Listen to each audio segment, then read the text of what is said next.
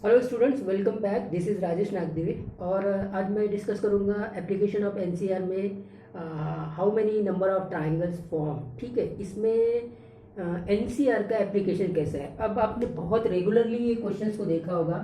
सबसे पहले ये क्वेश्चंस को ही देखते हैं।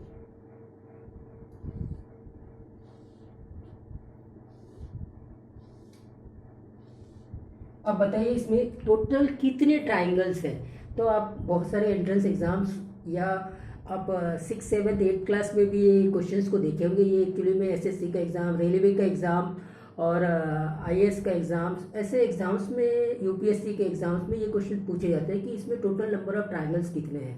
और मैक्सिमम लोग इसको रॉन्ग अटेम्प्ट करते हैं। तो इसका मैं एक ट्रिक भी बताऊंगा और फिर हमारा जो मेन टॉपिक है, हम आईआईटी जेईई के लिए प्रिपेयर कर रहे हैं, तो इसमें मैं ये बताऊंगा कि एनसीआर का एप्लीकेशन कैसे यूज़ करके हम इसके क्वेश्चंस को सॉल्व कर सकते हैं। ठीक है, तो सबसे पहली बात, आपने ट्राइंगल्स की देखे कि 3 पॉइंट्स चाहिए। ट्राइंगल्स को बनाने के लिए 3 नॉन कोलिनियर पॉइंट चाहिए, तो आप ट्राइंगल्स बना सकते हैं। ये बात होगी क्लियर कि ये एक पॉइंट है, ये दूसरा पॉइंट है, ये तीसरा पॉइंट, ये तीनों पॉइंट्स नॉन कोलिनियर है। 3 या 3 से ज़्यादा पॉइंट्स में कोलिनिटी की बात करते हैं, करेक्ट है कि नहीं। तो अभी यहाँ पे एक ही लाइन में तो है नहीं, तो ये 3 नॉन कोलिनियर पॉइंट्स है। तो अगर आप देखें तो यहाँ पे तीनों को हमने जोड़ दिया, तो फिर आपके पास में ट्राइंगल बन गया। मतलब 3 नॉन कोलिनियर पॉइंट्स में से तीनों पॉइंट्स को हमने सिलेक्ट किया और फिर वहाँ से ट्राइंगल बनाया। तो कितना ट्राइंगल बना? एक। तो इसी को अब एनसीआर के कॉन्सेप्ट से कैसे रिप्रेजेंट करेंगे। तो देखो 3 नॉन कोलिनियर पॉइंट्स हैं और सिलेक्ट किया ट्राइंगल्स के लिए 3 पॉइंट चाहिए, तो 3 में से 3 को सिलेक्ट किया और इसका आंसर आता है 1। ये तो आपको मालूम है 3C3 1 होगा। ठीक है, ठीक है। एक और देखते हैं, अगर मेरे पास में 4 नॉन कोलिनियर पॉइंट्स है तो फिर क्या होगा। अब अगर 4 नॉन कोलिनियर पॉइंट्स है तो अगर ये फॉर्मूले से देखें तो ये 4C3 आना चाहिए नंबर ऑफ ट्राइंगल्स। तो आप 4C3 को कैलकुलेट करते हैं तो आपके पास में ये कितना आ जाता है, वापस से 4 आ जाता है। तो 4C3 4 है। तो लेट्स सी कि क्या 4 नॉन कोलिनियर पॉइंट से 4 ट्राइंगल्स बनते हैं क्या। तो ये तो 3 नॉन कोलिनियर पॉइंट्स हो गए, ये चौथा पॉइंट ले लिया मैंने। तो अब चेकआउट करते हैं, ये एक ट्राइंगल हो गया, ठीक है, और ये दूसरा ट्राइंगल हो गया। 2 ट्राइंगल्स अभी तक के हो चुके हैं। उसके बाद में ये पॉइंट्स और इस पॉइंट्स को जोड़ देंगे तो आपके पास में ये तीसरा ट्राइंगल और ये चौथा ट्राइंगल। ये पहला ट्राइंगल था, ये दूसरा ट्राइंगल था, करेक्ट है। तो आपके पास में टोटल 4 ट्राइंगल्स दिख रहे हैं। तो इसका मतलब अगर 4 नॉन कोलिनियर पॉइंट्स है या 3 नॉन कोलिनियर पॉइंट्स है या 6 नॉन कोलिनियर पॉइंट्स है या m नॉन कोलिनियर पॉइंट्स है, तो जितने वेज में हम 3 पॉइंट्स को सिलेक्ट करेंगे उतने नंबर ऑफ ट्राइंगल्स होंगे। So that represent the number of triangles, correct. ये बात हो गई क्लियर। ये रिप्रेजेंट करता है number of triangles out of these m non collinear points. तो m नॉन कोलिनियर पॉइंट्स है, ठीक है, collinear points are there in plane.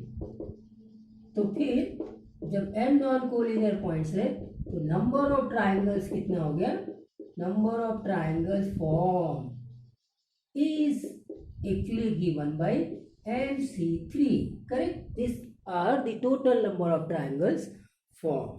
Fine, okay. तो स्टूडेंट्स, पहली कंडीशन ये बात समझ में आ गई कि ये पॉइंट जो है वो नॉन कोलिनियर होना चाहिए और ट्राइंगल्स को फॉर्म करने के लिए हमारे पास में मिनिमम 3 नॉन कोलिनियर पॉइंट्स है। ये करेक्ट है कि नहीं। तो टोटल नंबर ऑफ जो ट्राइंगल्स होंगे वो गिवन होंगे MC3 से। क्लियर है बात। अच्छा, अब इसके पहले दूसरा जो क्वेश्चन, इसके पहले जो क्वेश्चन मैंने आपको पूछा था कि इसमें कितने ट्राइंगल्स होंगे, ये क्वेश्चन था मेरा, ठीक है। हाँ, अब इसमें कितने ट्राइंगल्स है, टोटल कितने ट्राइंगल्स है। तो अब पॉइंट्स को देखेंगे। पॉइंट्स ये एक है, ये दूसरा है, ये तीसरा है, ये फोर्थ है, ये 5 और 6 है। अब टोटल आप अगर देखते हैं तो 6 पॉइंट्स है, लेकिन 6 में से ये 5 पॉइंट्स कोलिनियर पॉइंट्स है, ठीक है। तो ये कोलिनियर पॉइंट्स होने के कारण से अब आप ये नहीं बोल सकते कि नंबर ऑफ ट्राइंगल्स जो होगा वो ऐसा होगा। Number of triangles is equal to 63। 63 से दिया जाता है नंबर ऑफ ट्राइंगल से अगर ये सारे के सारे पॉइंट्स नॉन कोलिनियर होते। जो फार्मूला हमने अभी डेवलप किया था वो नॉन कोलिनियर के लिए डेवलप किया था, करेक्ट है, फाइन। तो डियर स्टूडेंट्स अब क्या करेंगे कि ये कोलिनियर पॉइंट्स है, तो कोलिनियर पॉइंट्स को भी हम क्या मान लेते हैं, एक नॉन कोलिनियर पॉइंट्स मान लेते हैं। मतलब अब अगर मैंने एज्यूम कर लिया कि ये सारे के सारे पॉइंट्स नॉन कोलिनियर है, तब तो नंबर ऑफ ट्राइंगल 63 से होंगे, लेकिन ऐसा है नहीं।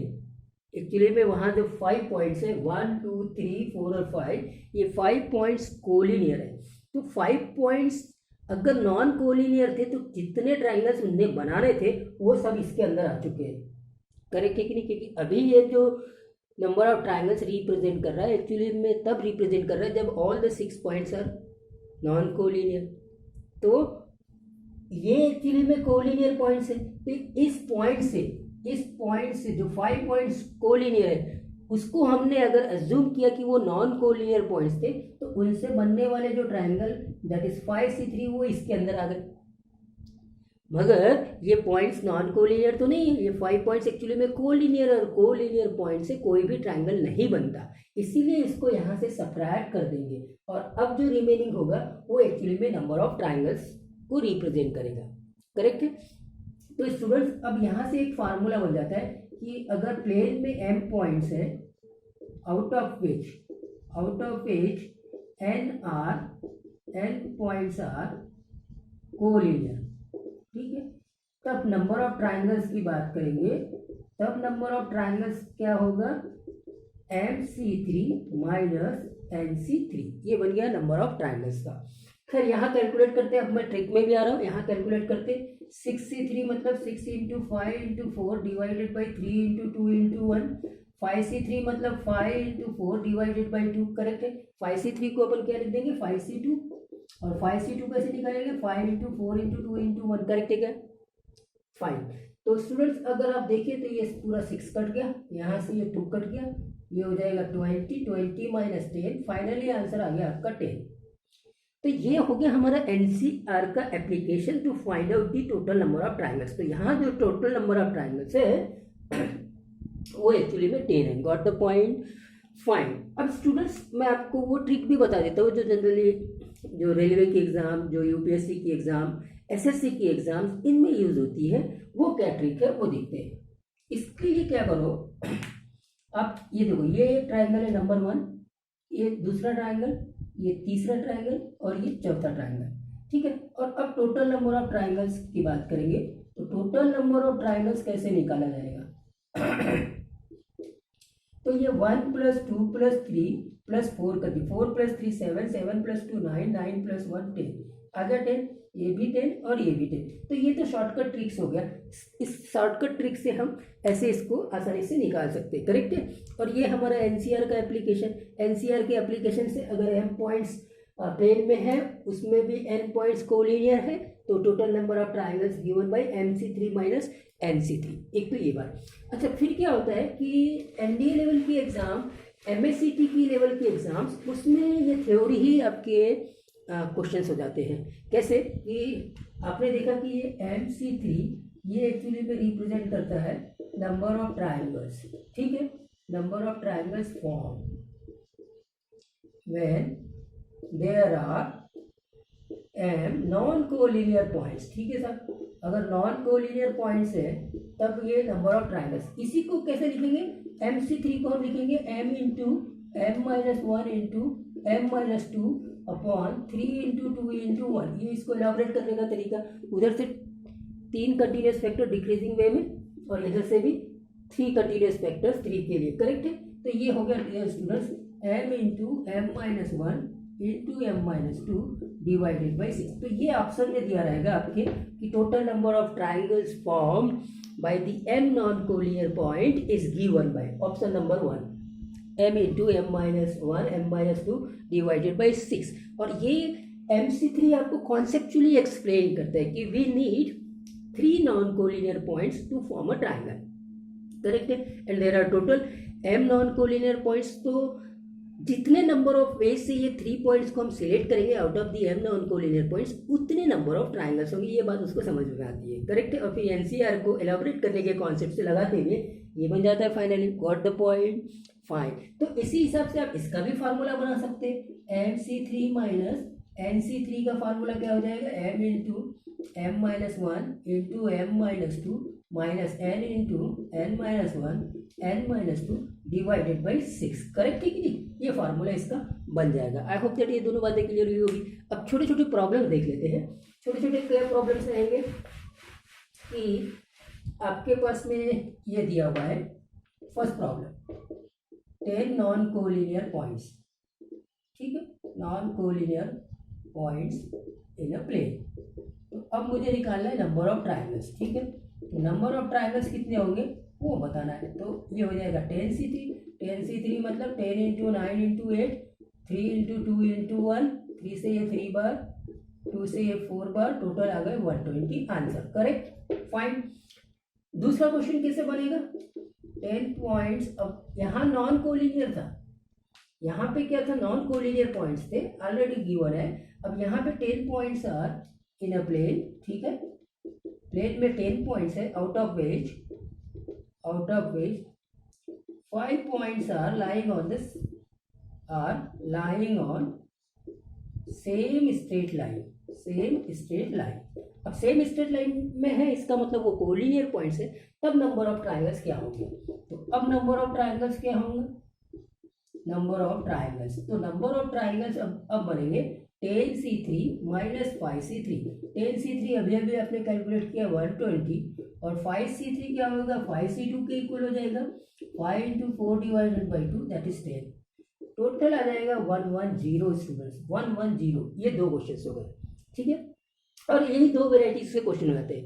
अब मैं आपको एक ऐसा क्वेश्चन कराऊंगा जो ऑलरेडी एडवांस में भी आ चुका है और मेंस में भी आ चुका है, और थोड़ा बहुत डाटा चेंज होके वो क्वेश्चन आ जाता है, करेक्ट है। तो मैं उस क्वेश्चन को आपको पहले लिखा देता हूँ और फिर उस क्वेश्चन को मैं डिस्कस करता हूँ, ठीक। ये वो क्वेश्चन है जो एडवांस में भी आ चुका है, उसके बाद में मेंस में भी आ चुका है। इस क्वेश्चन को देखते हैं।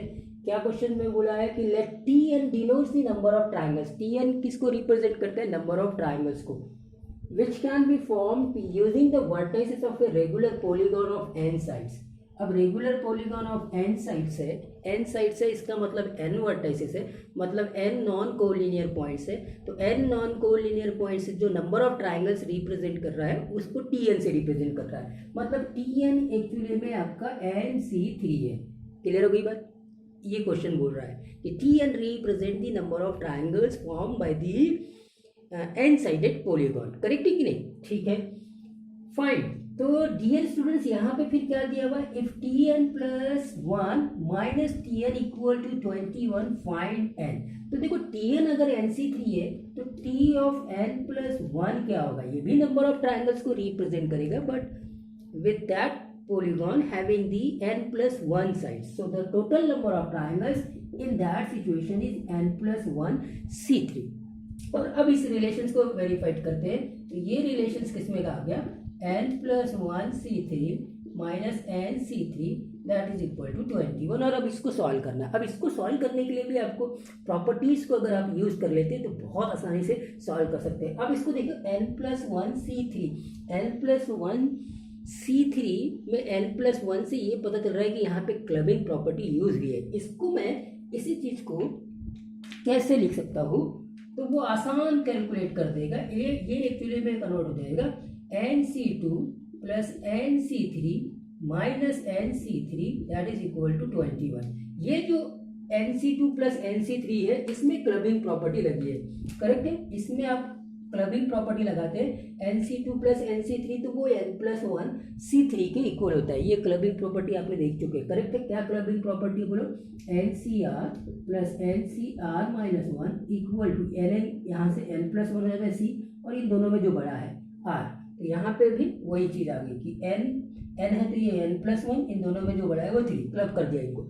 और अब ये प्रॉपर्टी की सहायता से ये तो कैंसिल हो जाएगा, NC3 माइनस NC3, तो फाइनली आपके पास में जो बचेगा वो NC2 इक्वल टू 21 है। इसको कोई भी सॉल्व कर सकता है, n into n minus 1 divided by 2 21, तो n into n minus 1 equal to 42।